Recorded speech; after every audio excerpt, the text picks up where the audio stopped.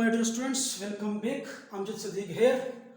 आज हम second year biology का जो क्रोमोसोम एंड डीएनए चैप्टर है उसका जो ऑर्गेनाइजेशन ऑफ क्रोमोसोम है उसके बारे में हमने डिस्कस करते हैं।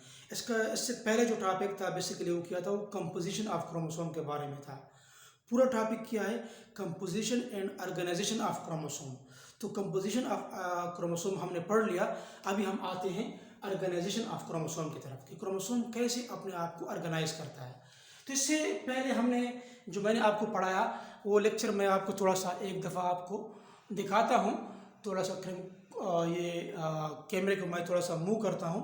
अब देखिए, इससे पहले हमने कंपोजिशन ऑफ क्रोमोसोम के बारे में हमने पढ़ा कि इसमें 40% डीएनए होता है, 60% प्रोटीन होता है। ठीक है, इसमें 5 डिफरेंट टाइप्स ऑफ प्रोटीन होते हैं, H1, H2A, H2B, H3 and H4। ठीक है, ये पूरी कहानी हमने इससे पहले लेक्चर में हमने पढ़ी, आप इसको चेक कर सकते हैं। और ये मैंने बता दिया आपको कि ये न्यूक्लियोसोम है, ये ब्रिड्स लाइक स्ट्रक्चर होते हैं और जो कि 200 न्यूक्लियोटाइड और हिस्टोन प्रोटीन पर मुश्तमिल होते हैं। ठीक है, अभी हम ये तो हमने पढ़ा बेसिकली क्या, ये कंपोजिशन ऑफ क्रोमोसोम था। अभी हम आते हैं स्पेशली जो आपका टॉपिक है, अभी का टॉपिक जो है वो आपका है ऑर्गेनाइजेशन ऑफ क्रोमोसोम। अब जो ऑर्गेनाइजेशन ऑफ क्रोमोसोम है ये क्या है, इसमें 4 लेवल्स होते हैं। क्रोमोसोम को स्पेशली 4 लेवल्स में से पास होना पड़ता है, 4 लेवल्स। अगर मैं नाम दे दूं कि 4 लेवल कौन कौन से हैं, फॉर एग्जांपल सबसे पहले मैं आपको बताऊंगा कि पहला लेवल जो है ये आपके पास ये न्यूक्लियोसोम है। फॉर एग्जांपल न्यूक्लियोसोम ये पहला लेवल है। दूसरा जो लेवल है आपके पास ये जो क्रोमेटिन फाइबर्स होते हैं, ये दूसरा level of organisation of chromosome है। तीसरा आपके पास ये वाला जो है कि व्हेन सेल डिवीजन बिगिंस, आपके पास जो 200 नैनोमीटर वाला साइज डायमीटर आ जाता है, इसमें chromatin material coils and super coils हो जाते हैं। और 4 जो है आपके पास ये क्रोमेटिड एंड देन क्रोमोसोम बन जाता है। तो इसको स्टार्ट करते हैं। देखें, आपके पास एक सेल है, सेल के अंदर न्यूक्लियस होता है, न्यूक्लियस के अंदर क्रोमोसोम होता है। क्रोमोसोम में 2 क्रोमेटिड होते हैं, ये एक क्रोमेटिड है और ये दूसरा क्रोमेटिड है। सेंटर में क्या होता है, सेंट्रोमेयर होता है।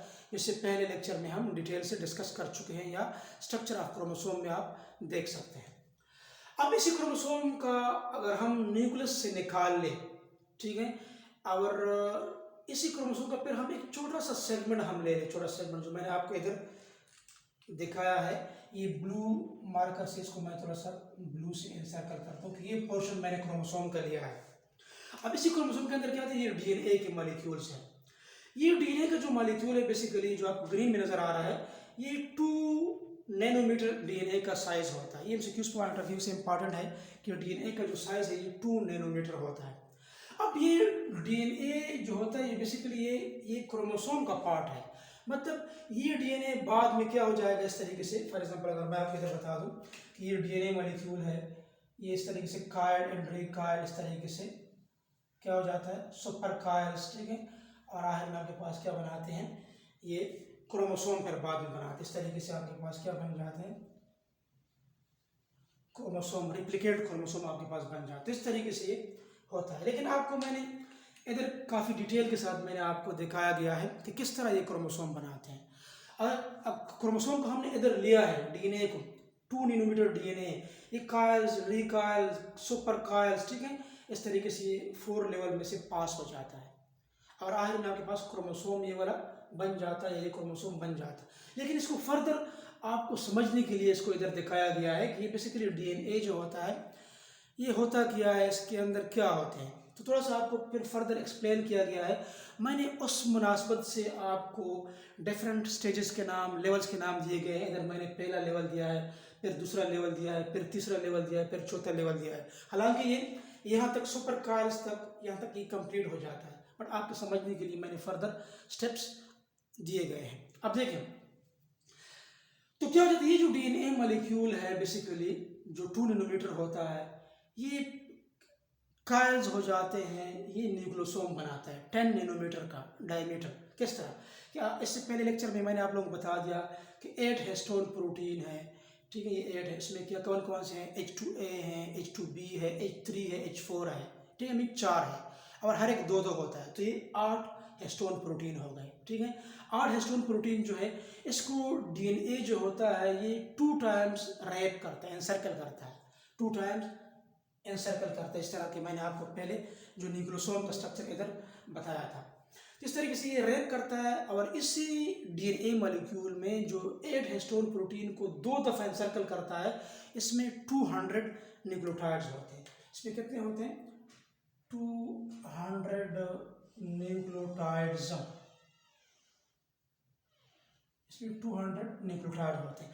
और ये कितने, ये 8 हिस्टोन प्रोटीन है, कितने हैं, 8 हिस्टोन प्रोटीन।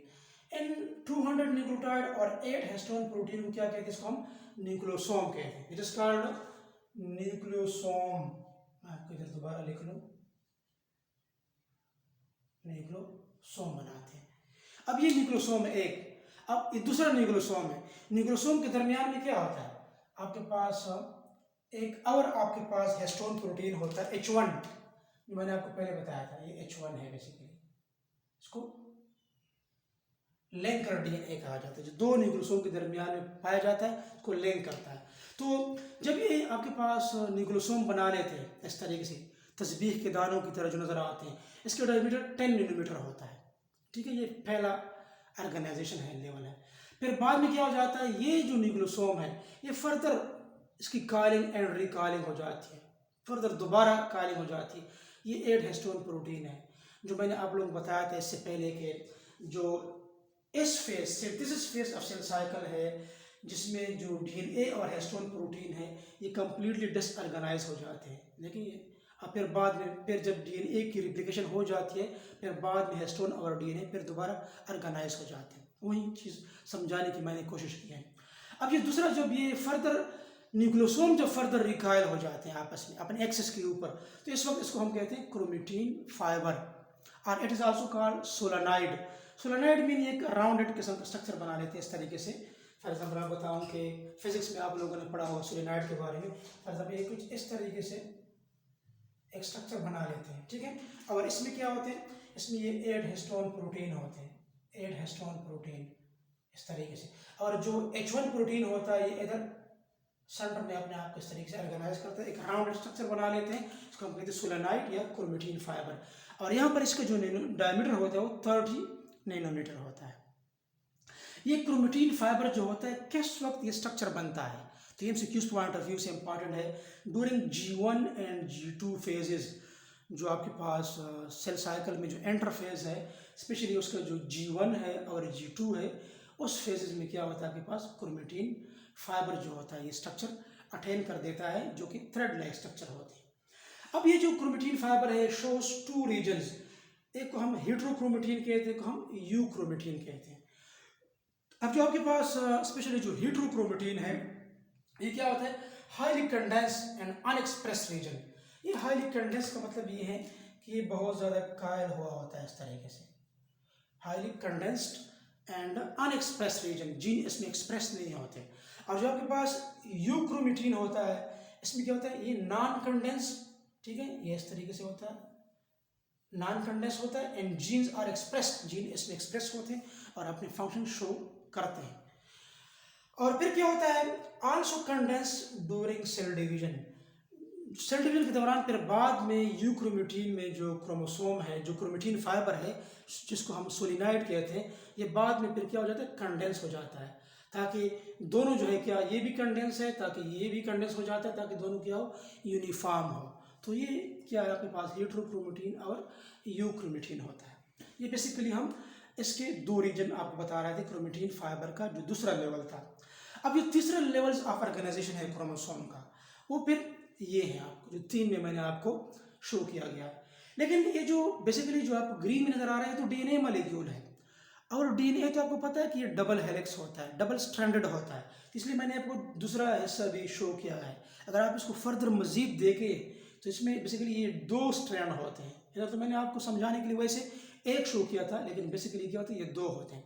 अब 2 जो होते हैं आप इसमें देखिए, ये क्या डबल स्ट्रैंडेड मॉलिक्यूल बनाता है डीएनए का, डीएनए डबल स्ट्रैंडेड मॉलिक्यूल होता है, डीऑक्सीराइबोन्यूक्लियोटाइड न्यूक्लिक एसिड, डीऑक्सोराइबोन्यूक्लिक एसिड। अब ये जो आपके पास डीएनए है बेसिकली, ये बेसिकली आपके पास क्या है, डीएनए, जो कि डबल हेलिकल है। क्या है, डबल हेलिकल और डबल हेलिक्स होता है। अब इसमें क्या होता है, इस डीएनए मॉलिक्यूल्स में न्यूक्लियोटाइड होते हैं। डीएनए किस से बनता है, डीएनए पॉलीन्यूक्लियोटाइड चेन है, और न्यूक्लियोटाइड क्या होता है, 3 कंपोनेंट से बना होता है, pentose sugar, phosphate group and nitrogenous base. ठीक है, अब वो ये जो न्यूक्लियोटाइड का डिटेल स्ट्रक्चर है, तो मैंने आपको चैप्टर जो बायोलॉजिकल मॉलिक्यूल है उस वक्त जो मैं आपको न्यूक्लिक एसिड पढ़ा रहा था, डीएनए और आरएनए, उसको आप मेरे चैनल पर आप जा सकते हैं, उसको आप डिटेल से देख सकते हैं कि न्यूक्लिक एसिड होता क्या है बेसिकली। ठीक है, उधर मैंने डिटेल से एक्सप्लेन किया है। इधर मैंने आपको सिर्फ ये शो किया है कि एडेनिन है, थायमीन है, गुआनिन है, साइटोसिन है, ये नाइट्रोजनस बेसिस है, ये न्यूक्लियोटाइड का पार्ट है। ठीक है, एडेनिन और थायमीन में डबल हाइड्रोजन बॉन्ड होते हैं, गुआनिन और साइटोसिन में ट्रिपल हाइड्रोजन बॉन्ड होते हैं। इस तरीके से ये पूरा डीएनए मॉलिक्यूल है। अब डीएनए बेसिकली, डीएनए पर जीन्स होते हैं। जीन्स क्या होते हैं, जीन्स बेसिकली हेरेडिटरी मटेरियल होते हैं जो किसी भी करेक्टर और ट्रेड के लिए रिस्पॉन्सिबल होते हैं। आपकी बॉडी में हेयर कलर है, आई कलर है, स्किन कलर है, this all are because of the genes. ठीक है, अब ये फॉर एग्जांपल देखिए, ये एक न्यूक्लियोटाइड है फॉर एग्जांपल, अब ये जीन 1 फॉर एग्जांपल, ये एक जीन है, ये जो न्यूक्लियोटाइड्स है फॉर एग्जांपल, ये एक जीन है, ये फर्दर जो न्यूक्लियोटाइड है फॉर एग्जांपल ये दूसरा जीन है। अक्सर स्टूडेंट जीन जानते नहीं कि जीन क्या होता है। जीन बेसिकली न्यूक्लियोटाइड ही से बने होते हैं और ये डीएनए का पार्ट होता है, सेगमेंट ऑफ डीएनए होता है। ठीक है, जो रिस्पॉन्सिबल होता है for the transmission of characters from parent to the offspring. अब ये आपको मैं अगर सिंपल आपको बताऊं फॉर एग्जांपल जीन्स, अब देखिए फॉर एग्जांपल ये डीएनए है, ठीक है, अब इस पर इस तरह फॉर एग्जांपल ये जीन्स है, दीज आर द जीन्स। ठीक है, बट बेसिकली क्या होती है, न्यूक्लियोटाइड से बने हुए होते हैं। तो इस टॉपिक में आपको ये भी पता चला कि सेल क्या होता है, न्यूक्लियस क्या होता है, क्रोमोसोम किधर लोकेट होते हैं, डीएनए किधर होता है। ठीक है, तो किस तरीके से जीन पाए जाते हैं क्रोमोसोम पर, डीएनए पर, ये भी आपको समझ आया। अब देखिए, अब बेसिकली हम क्रोमेटिन फाइबर तक पहुंच चुके थे। ठीक है, जो G1 और G2 फेजेस में होता है। अब देखिए इसके बाद फिर क्या होता है, तो व्हेन सेल डिवीजन बिगिंस, मतलब chromatin coils and super coil, जो क्रोमेटिन फाइबर है सोलेनाइड, ये फर्दर इसकी दोबारा coiling and recoiling around its own axis हो जाता है, ये और भी थिक हो जाते हैं, कंडेंस हो जाते हैं, मोटे हो जाते हैं। इस वक्त इसका डायमीटर क्या होता है, 200 नैनोमीटर। तो ये third level of organisation of chromosome adopt कर जाते हैं। ठीक है, फिर फर्दर अगर मैं बताऊं, 4 स्टेज जो है क्रोमेटिड बना लेते हैं। फर्दर कॉइलिंग, जब ये 200 नैनोमीटर क्रोमेटिन फाइबर जब कॉलिंग एंड रिकॉलिंग से बनाते हैं, तो इसकी फर्दर और मजीद कॉलिंग हो जाती है। जिस तरह कि मैंने आपको इधर बताया कि फॉर एग्जांपल देखिए, अब ये इसमें तो क्रोमेटिन फाइबर तो बना है, इसके अंदर ये हिस्टोन प्रोटीन तो मौजूद है जगह जगह पर। ठीक है, अब ये फिर फर्दर जिसका 4 स्टेज है, ये मजीद और भी क्या हो जाते हैं, थिक होना शुरू हो जाते हैं। इस तरीके से फिर क्या बनाते हैं, ये आपके पास ये क्रोमेटिड बना लेता है। ये क्रोमेटिड है, क्रोमोसोम का है, एक क्रोमोसोम है, नॉन रिप्लिकेटेड क्रोमोसोम है आपके पास। तो फिर इसकी क्रोमेटिड का जो साइज होता है, ये एक क्रोमेटिड है फॉर एग्जांपल, इसका जो डायमीटर है वो कितना है, 700 नैनोमीटर। तो एक क्रोमोसोम जो नॉन रिप्लिकेटेड होता है या जो रिप्लिकेट का एक क्रोमेटिड होता है, फर्दर कॉइलिंग से ये 700 नैनोमीटर ये साइज अडॉप्ट कर जाता है। लेकिन एक रिप्लिकेट क्रोमोसोम में तो 2 क्रोमेटिड होते हैं, ये एक क्रोमेटिड है, ये दूसरा क्रोमेटिड है, तो इसका भी 700 नैनोमीटर, इसका भी 700 नैनोमीटर। तो एज ए रिजल्ट एक रिप्लिकेट क्रोमोसोम का जो डायमीटर होता है वो 1400 नैनोमीटर बन जाता है, 1400 नैनोमीटर। अब इसके बाद क्या है, आपके पास ये क्रोमोसोम है। अब ये सेल डिवीजन में आगे जो होता है, माइटोसिस हो, मियासिस हो, फर्दर इसके फिर डिफरेंट स्टेप्स होते हैं। ठीक है, ये भी सेल साइकिल का जो चैप्टर है माइटोसिस मियासिस का, ये भी मेरे चैनल पर अमजद सदीक बायोलॉजी के चैनल में ये डिटेल से मौजूद है कि कैसे ये फिर metaphase, anaphase, telophase, cytokinesis and so on हो जाता है। तो ये आज का लेक्चर था, उम्मीद है आपको समझ आया होगा। और अगर आपको ये समझ आया है, पसंद आया है, तो लाइक करें, सब्सक्राइब करें और कमेंट करें, और अपने दोस्तों के साथ सोशल मीडिया पर इसको शेयर करें, और अपनी दुआओं में हमें ज़रूर याद रखिएगा। अल्लाह हाफ़िज़।